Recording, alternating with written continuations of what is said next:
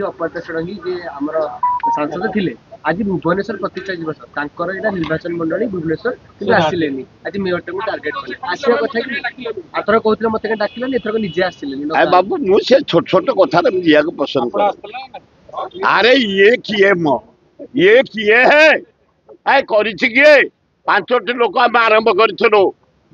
ମୋର ବାଲ୍ୟ ବନ୍ଧୁ ସେତେବେଳେ ଭୁବନେଶ୍ୱର ଗୋଟିଏ କଲେଜ ବିଜେପି କଲେଜରେ ପଢୁଥିଲୁ ପ୍ରଦାସ ପଟ୍ଟନାୟକ, ଦ୍ୱିତୀୟ ଆମର ମିଶ୍ର, ତୃତୀୟ ପଦୁନ ମହାନ୍ତି, ଚତୁର୍ଥ ସୁର ରାଉତରା। କିଏ ପଚାରୁଛେ? ଆମେ କରିଛୁ କରୁଛୁ। ଭୁବନେଶ୍ୱରର ପୁଅ ଆମେ, ଏ ମାଟିର ପୁଅ, ୟାର ଡେଭଲପମେଣ୍ଟ କରି ଆସିଛୁ।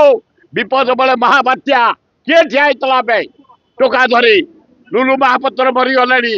ସୁର ରାଉତରା, ଲୁଲୁ ମହାପାତ୍ର ସବୁ ମନ୍ତ୍ରୀ କି ଡାକି ସେତେବେଳେ Delhi chief minister, Maharashtra chief minister, ଏଠା ଚିଫ ମିନିଷ୍ଟର ସମସ୍ତଙ୍କୁ ଡାକି, ଗୁଲାମ ନବୀ ଆଜାଦକୁ ଡାକି ଭୁବନେଶ୍ୱରର ସୌନ୍ଦର୍ଯ୍ୟକରଣ ନଷ୍ଟ ହେଇଥିଲା ଗଛ ପଟି। ଯଦି କିଏ ପୁନରାୟ ଭୁବନେଶ୍ୱର ଠିଆ କରେଇଛି ତା ଭିତରେ ଆମେ ଜଣେ। ଏମ୍ସ, ଆଇଆଇଟି, ନାଇଜର, ଇନଫୋସିସ, କଳିଙ୍ଗ ଷ୍ଟାଡିୟମ, ଆମ ବସଷ୍ଟାଣ୍ଡ, ଲିଙ୍ଗରାଜର ଡେଭଲପମେଣ୍ଟ ବହୁତ ଭୁବନେଶ୍ୱର କାମ ହେଇଛି। ଧନ୍ୟବାଦ ଦେବି ନନ୍ଦିନୀ ଦେବୀ, ଧନ୍ୟବାଦ ଦେବି ନୀଳମଣି ରାଉତରା, ଧନ୍ୟବାଦ ଦେବି ଜାନକୀ ପଟ୍ଟନାୟକ, ଧନ୍ୟବାଦ ଦେବି ନବୀନ ପଟ୍ଟନାୟକ।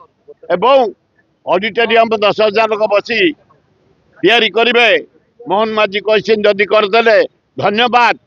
ଏବଂ ମେଟ୍ରୋ କାମ ବନ୍ଦ ଅଛି, ମତେ ନିଜେ କହିଛନ୍ତି ମୋହନ ମାଝୀ ମେଟ୍ରୋ କାମ ଜୋରରେ ହବ, ଯଦି କରିଦେବେ ମୁଁ ତାକୁ ଧନ୍ୟବାଦ ଦେବି।